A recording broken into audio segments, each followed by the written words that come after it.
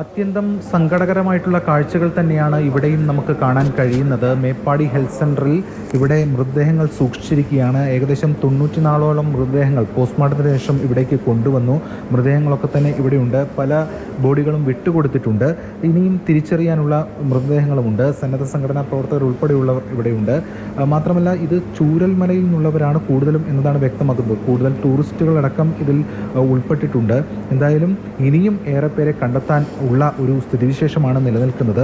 പ്രത്യേകിച്ചും ഉള്ളുലയ്ക്കുന്ന സങ്കടകരമായിട്ടുള്ള കാഴ്ചകളാണ് ഈ മേഖലയിലൊക്കെ തന്നെ കാണാൻ കഴിയുന്നത്. കാരണം ഈ ശരവേഗത്തിൽ ഇരച്ചെത്തിയ ഈ ഉരുൾപൊട്ടലിൻ്റെ ജലവും അതോടൊപ്പം തന്നെയുള്ള മരങ്ങളുമൊക്കെ കവർന്നെടുത്തത് ഒട്ടനവധി ജീവനുകളാണ്. ഇപ്പോഴും ഇത് സംബന്ധിച്ച് പ്രത്യേകിച്ചും ഈ മുണ്ടക്കൈ ഭാഗത്തൊക്കെയാണെങ്കിൽ ഇപ്പോഴും എന്താണ് സംഭവിച്ചതെന്ന് സംബന്ധിച്ചുള്ള കൃത്യമായിട്ടുള്ള ഒരു വിവരശേഖരണത്തിൽ കാര്യങ്ങൾ പോകുന്നതേയുള്ളൂ.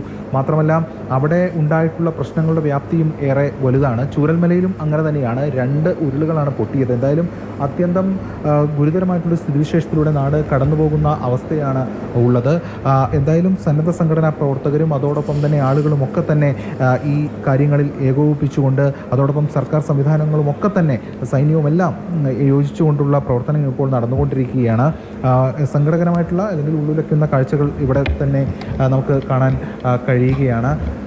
ഇവിടെ എത്ര മൃതദേഹങ്ങളാണ് ഇപ്പോൾ ഇതുവരെ എത്തിച്ചിരിക്കുന്നത്? ഇവിടെ ഇൻക്വസ്റ്റ് നടപടികൾ പൂർത്തീകരിച്ച് തൊട്ടടുത്തുള്ള മേപ്പാടി ഫാമിലി ഹെൽത്ത് സെൻ്ററിൽ നിന്നും പോസ്റ്റ്മോർട്ടം നടപടികൾ പൂർത്തീകരിച്ച 94 മൃതദേഹങ്ങളാണ് ഇതുവരെ ഈ കേന്ദ്രത്തിൽ എത്തിച്ചിട്ടുള്ളത്.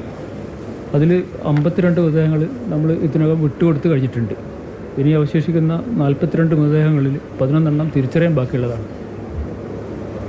ടൂറിസ്റ്റുകളടക്കം ഉൾപ്പെട്ടിട്ടുണ്ടല്ലേ ഇതിൽ? ഉണ്ട്. ടൂറിസ്റ്റുകൾ, അതായത് ഒറീസ സ്വദേശികളായ ഒരു 2 പേര് മിസ്സിംഗ് ആണ്.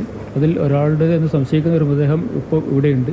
അത് തിരിച്ചറിയാൻ വേണ്ടി 2 തവണ 2 ബന്ധുക്കൾ വന്നെങ്കിലും പൂർണ്ണമായും അവർ തിരിച്ചറിയാത്ത രീതിയിലാണ് നിലപാട് സ്വീകരിച്ചത്. തന്നെ പലരും ഇവിടെ വരുന്നുണ്ട് അല്ലേ, മൃതദേഹം തിരിച്ചറിയുന്നതിൻ്റെ ഭാഗമായിട്ട്.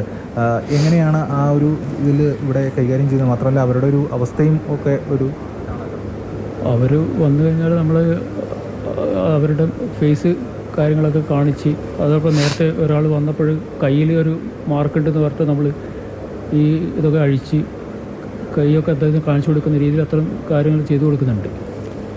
11 ബോഡികൾ തിരിച്ചറിയാം, മൃതദേഹങ്ങൾ ഇനിയും തിരിച്ചറിയാൻ ബാക്കിയുണ്ട് ഈ കേന്ദ്രത്തിൽ തന്നെ. ഇത് കൂടുതലും ഈ ചൂരൽമല ഭാഗത്ത് ഉൾപ്പെട്ടിട്ടുള്ളവരല്ലേ അല്ലേ? ചൂരൽമല സ്വദേശികളാണ് കൂടുതലും ഈ ദുരന്തത്തിൽ ഉൾപ്പെട്ടിട്ടുള്ളത്. ഇവിടെ വന്നിരിക്കുന്ന ബോഡികളും കൂടുതലും ചൂരൽമല സ്വദേശികൾ തന്നെയാണ്. എന്തായാലും അത്തരം കാര്യങ്ങളാണ് നമുക്ക് വ്യക്തമാകുന്നത്.